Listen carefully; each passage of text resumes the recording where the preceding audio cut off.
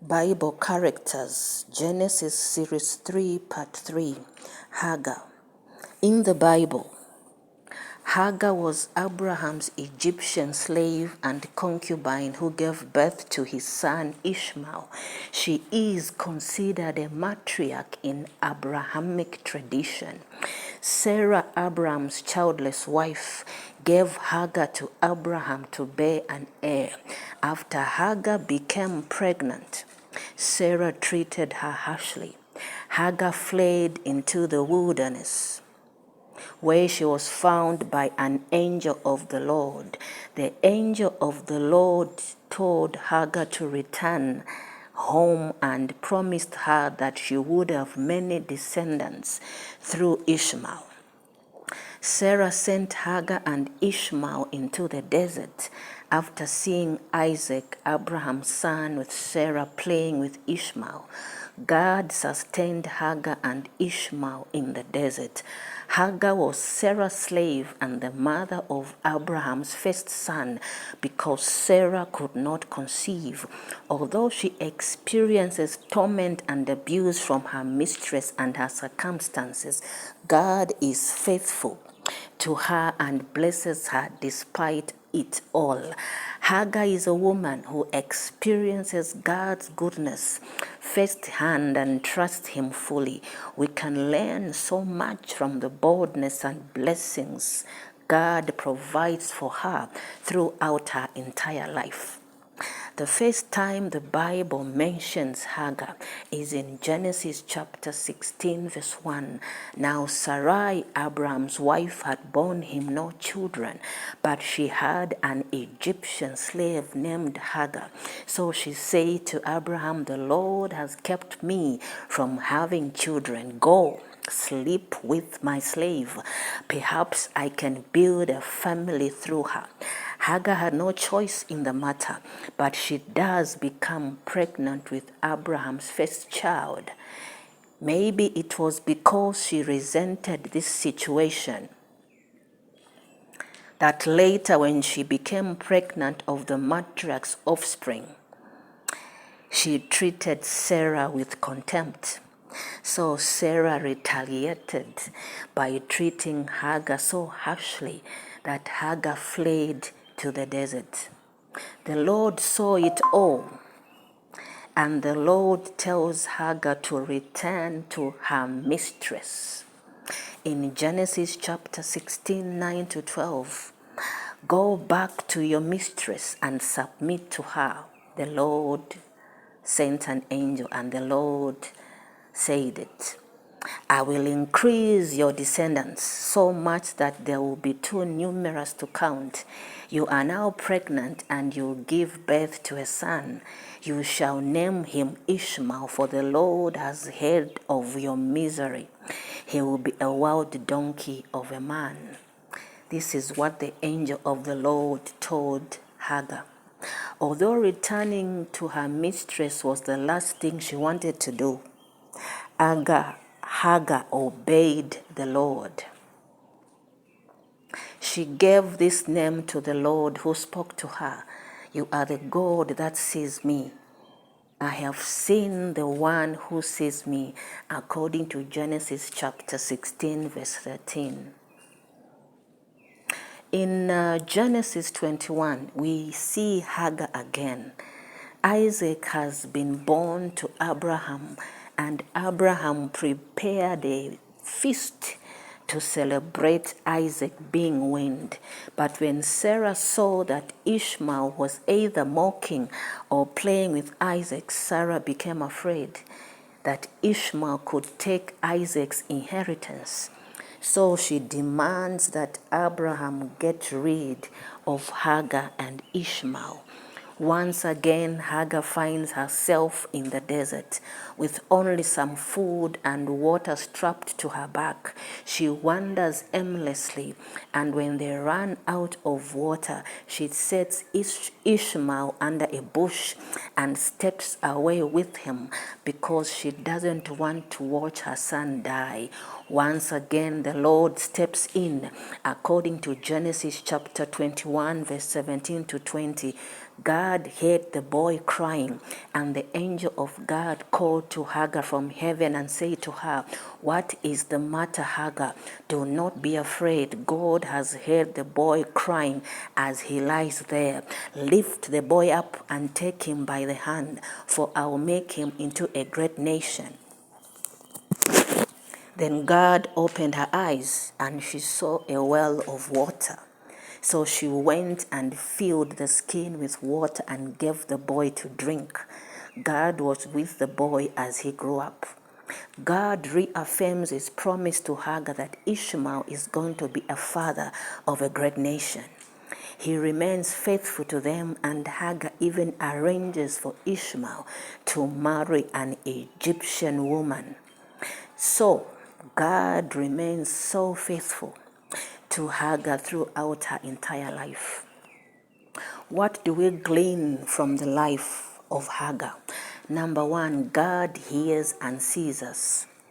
We are born into this world with relational need to have our caregiver hear and see us, to be in tune with us and our needs and what we are experiencing.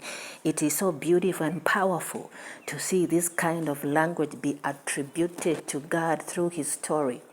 Ishmael means God hears, according to Genesis 16 verse 11. It tells us that God commanded, "You shall name him Ishmael, for the Lord has heard your misery."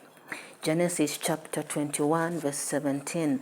Later, when Ishmael was put under the bush and left to die, God again reassures Hagar, "Do not be afraid. God has heard the boy crying." And of course, Hagar sees this aspect of God so clearly and of such high importance that she names him El Roi, the God who sees me. Hagar was just a lonely slave. She had been forced from home, forced from her home, forced to sleep with Abraham without her consent, forced to bear his child without her consent, and abused so harshly by Sarah that she needed to run away to escape. Hagar seemed to be a womb slave, and yet God saw her. He saw her misery. He heard her cry of help. He wanted Hagar to know that this is who he is, that he named Ishmael. God hears. That to be a constant reminder. And God didn't just hear her or see her and do nothing. He kept to his promise and made Ishmael a great nation. Number two, God provides open hands. The first time that Hagar encounters the angel of the Lord in the desert, she is by a spring of water. But the second time she is in the desert, to her knowledge, there is no water nearby. But when she has already given up, the angel of the Lord appears. Genesis chapter 21 verse 19 tells us that God opened her eyes and she saw a well full of water.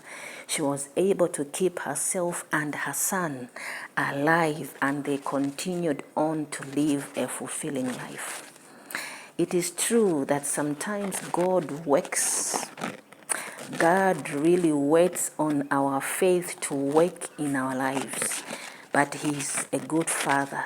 He saw that Hagar had given up and completely destitute. So he stepped in and provided exactly what she needed, seemingly out of thin air. There is nothing that you could need more in a desert than water, and no sight more welcome than a well full of water. God made the impossible happen for Hagar out of his great love for her. How many times has this happened in our lives? We give up hope on something, but before we know it, something unexpected suddenly happens and a smile is put on our face. Number three, God is faithful to the outcast. Hagar had so many things going against her. She was a slave, a foreigner, and hated by a woman in power. Her son was, in fact, the patriarch's first son, but even by God's account, was not the son chosen to carry on God's covenant. She was an outsider in every sense, and yet God treats her with so much favor and kindness, so much that she gets the privilege of being the only person in the Bible who gets to name God even though she isn't a Jew. Abraham loves Hagar's son even though he is not the son that God originally intended for Abraham to have. God frees Hagar and her son from slavery, and God blesses Ishmael innumerably through his many descendants, as Genesis 17:20 confirms it again. And as for Ishmael, I have heard you, I will surely bless him. I will make him fruitful and will greatly increase his numbers. He will be the father of 12 rulers, and I will make him a great nation. Ishmael is believed by the Jews to be the father of many people dwelling in southern Palestine. Muhammad, the founder of Islam, is also believed to be a descendant of Ishmael. This demonstrates God's faithfulness to his promise to make Ishmael into a great nation. Ishmael is circumcised with Abraham as a sign of the covenant with God, according to Genesis chapter 17, verse 26. And even though Ishmael is not the son that carries on Abraham's line in accordance with his covenant with God, Ishmael is still clearly favored by God and receives his love and blessings. Even though Ishmael was not who God chose to carry on Abraham's descendants, God still clearly stuck by him, freed him, and blessed him. This story reminds us that not only do we have a God that loves us in either situation, but a God who advocates for the outcasts and models for us to do the same. Number 4, God still works even when we go off plan. Finally, we can see through Hagar's story that God is powerful and will still find ways to love us and glorify himself, even when we don't stick to his original plan. God promised Abraham that he would have innumerable descendants through his wife Sarah. The only reason that Hagar was put in the position she was because Sarah and Abraham's faith wavered. Sarah blamed God for her inability to bear Abraham an heir, so she attempts to make God's promise come to fruition her own way, on her own strength. In that way, Ishmael was never even supposed to be born. Had Sarah remained faithful in God's provision, Hagar would never have been offered up as a womb slave to bear Abraham's heir, and yet God still keeps his promise. In Genesis chapter 17, verse 15 to 22, God reaffirms his promise to Abraham.